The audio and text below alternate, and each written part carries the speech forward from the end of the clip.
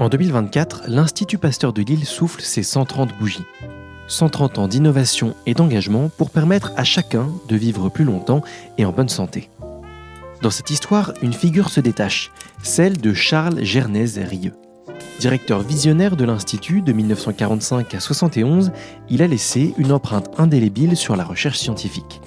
À l'occasion de ce nouvel épisode, nous avons eu le privilège de rencontrer sa fille, Madame Parquet. Et c'est un regard intime qu'elle nous livre à travers ses souvenirs sur un pan entier de l'histoire de l'Institut Pasteur de Lille. Bonjour Madame Parquet. Bonjour César. Alors vous êtes la fille de Charles Gernez-Rieu, l'une des figures les plus emblématiques de l'Institut Pasteur de Lille, puisque votre papa en a été le directeur pendant 27 ans, si je ne me trompe pas, de 1945 à 1971. Je voulais déjà vous dire que je suis très heureux d'enregistrer cet épisode avec vous. Et puis si on regarde autour de nous, là aujourd'hui on est au musée de l'Institut Pasteur de Lille.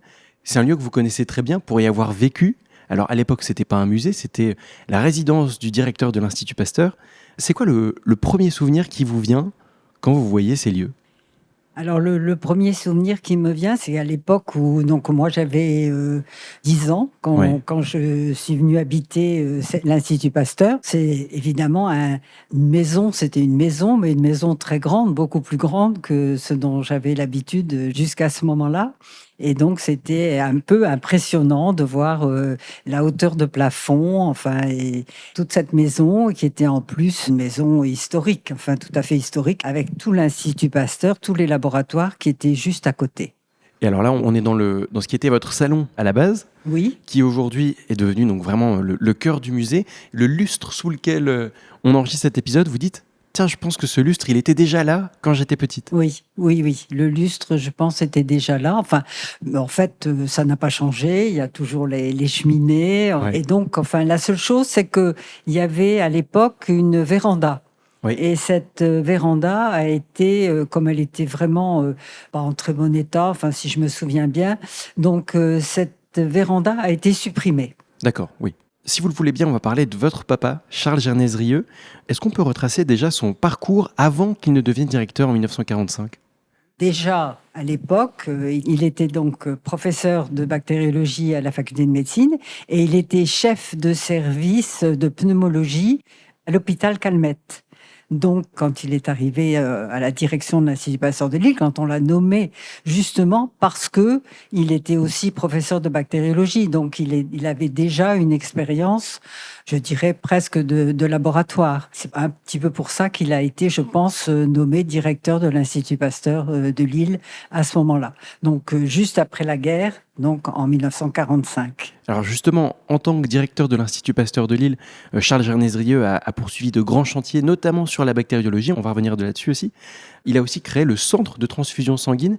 Est-ce qu'on peut en parler aussi? Parce que ce centre de transfusion sanguine, vous l'avez très bien connu. Oui, alors ce centre de transfusion sanguine a été créé assez vite, je pense, après la nomination de mon père comme directeur, parce qu'il se rendait compte que c'était aussi un domaine très important, la transfusion sanguine, que c'était nécessaire. Donc, au départ, ce centre a été très petit, il était dans les locaux de l'Institut Pasteur, et puis un peu à la fois, il s'est diversifié. Il y a eu tous les travaux qui ont été faits sur le sang, sur le plasma.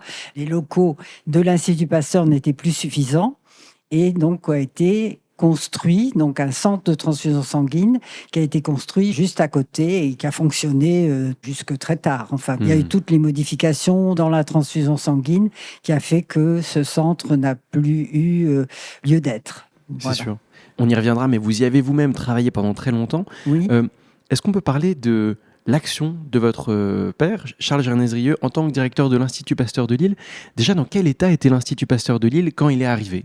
Alors, quand il est arrivé, l'Institut Pasteur n'était pas très développé, donc c'est lui qui a vraiment fait le développement. Et ça, il y a eu le fait qu'il était à la fois directeur de l'Institut Pasteur, mais aussi qu'il avait gardé, puisqu'il a gardé son service de pneumologie à l'hôpital Calmette, et il était aussi professeur donc à la faculté de médecine. Donc, il avait des liens, beaucoup de liens avec tous ses collègues qui étaient donc aussi à l'hôpital ou à la faculté faculté. Oui, donc il avait 3 casquettes. Il avait la casquette de directeur, la casquette de Oui. professeur et la casquette de docteur. Oui, tout à fait. Donc en fait, ça lui a permis d'avoir des liens très importants avec l'université, Oui. donc avec la faculté de médecine, la faculté de pharmacie, et aussi un peu plus tard avec la faculté des sciences, et en même temps de garder une activité clinique.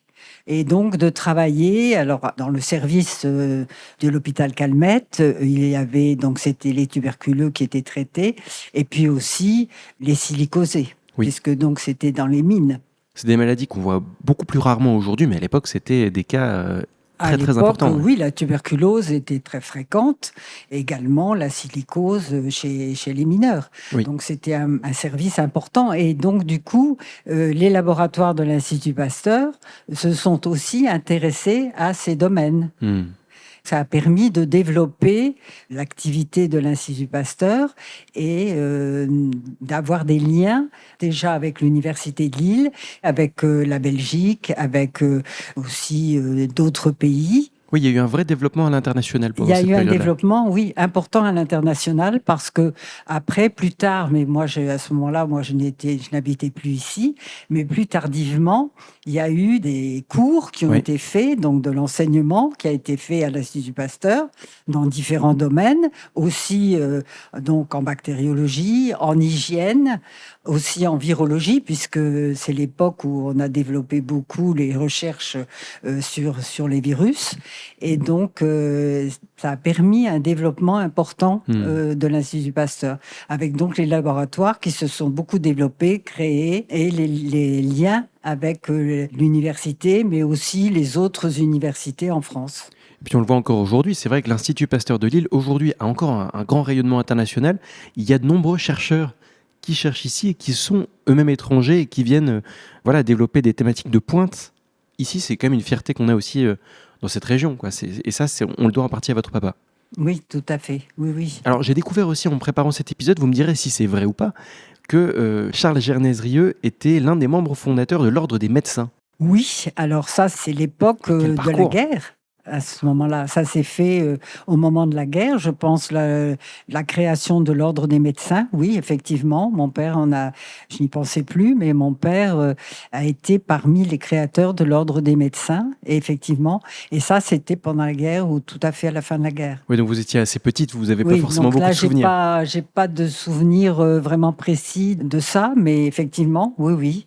Et alors, pendant la guerre, vous m'avez raconté que votre père était résistant. Oui, tout à fait.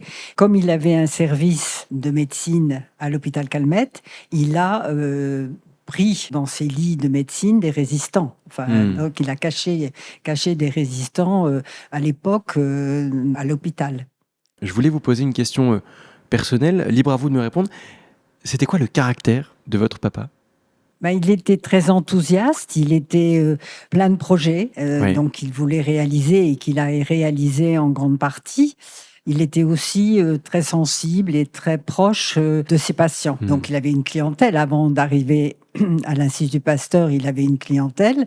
Cette clientèle lui était très fidèle et très reconnaissante.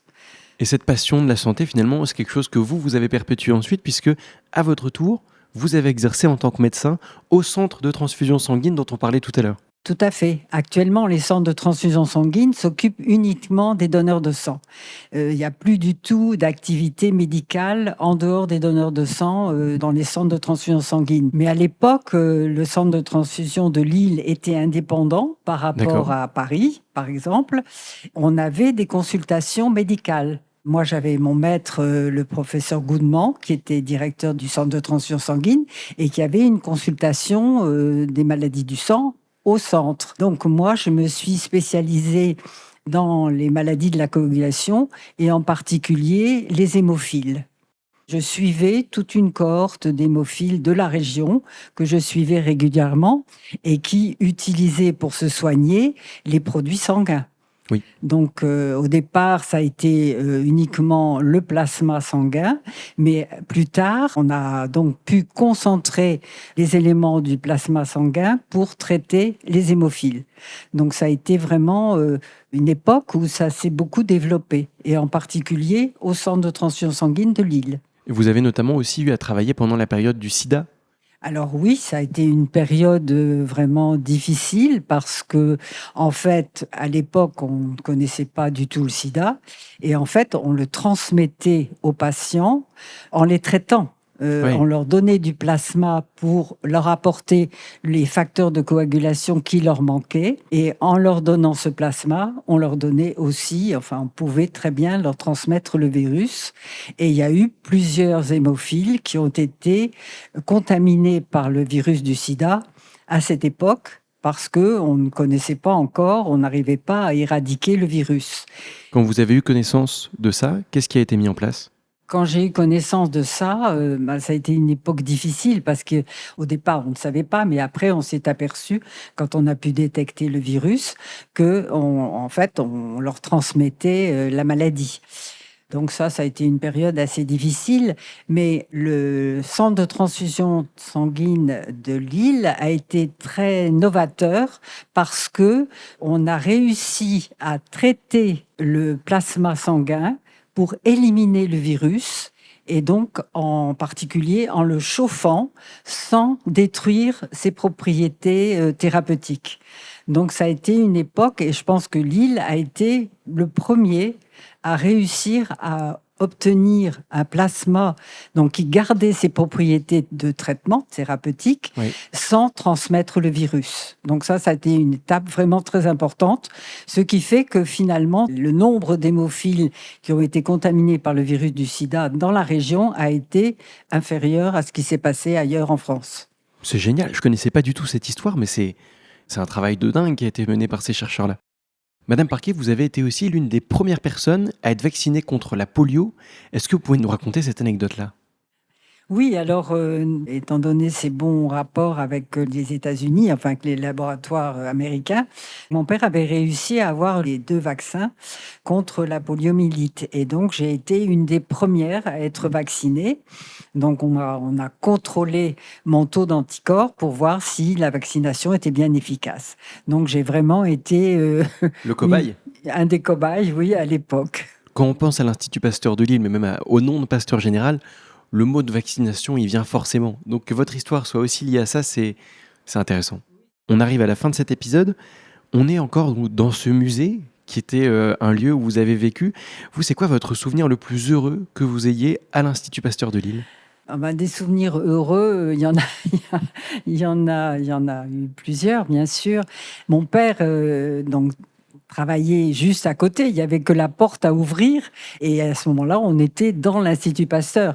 Donc on était, vraiment très proche, de son lieu de travail. Il n'avait qu'ouvrir la porte et après à aller dans son bureau, pour travailler et il nous racontait beaucoup de choses à maman et à moi, puisque moi j'étais fille unique et donc, j'ai baigné beaucoup dans cette ambiance, puisqu'il nous parlait de ce qui se passait. Et ça a été une époque heureuse. Alors, mes souvenirs, moi, je ne sais pas, j'ai le souvenir du cinquantenaire de l'Institut Pasteur. Donc, je pense en 1948, je Oui. pense. À ce moment-là, donc l'Institut Pasteur se développait déjà beaucoup puisque mon père avait fait venir la ministre de la Santé qui est venue et donc je me souviens d'avoir offert à la ministre, qui était Madame Poinceau-Chapuis, de lui avoir offert un bouquet de fleurs. Donc ça, Ah, c'est un souvenir amusant et heureux. Et puis, j'ai le souvenir aussi, mon père avait fait la connaissance de l'URSSA, donc oui, le tapissier. celui qui faisait des tapisseries, donc qui a été créateur de tapisseries importantes. Il lui avait demandé de créer une tapisserie en hommage à Pasteur. Donc j'ai fait la connaissance de Jean Lursa, Oui. qui était quelqu'un de vraiment très très sympathique et on a eu l'occasion de le voir à plusieurs reprises puisqu'il a fait des recherches sur la vie de Pasteur Ah, génial. pour justement créer cette tapisserie. Et donc ça se passait en 1955. On a créé cette tapisserie qui ensuite a été placée dans le bureau de mon père, ici à l'Institut Pasteur. Et c'est un modèle unique, donc qui n'a pas été refait. Et pour la refaire, cette tapisserie, il faut que ce soit l'Institut Pasteur qui donne l'autorisation. D'accord. Oui, donc c'est vraiment une œuvre d'art créée pour honorer la science et la recherche menée Voilà, au sein de l'Institut Pasteur de Lille. spécialement pour un hommage à Pasteur, à Louis Pasteur.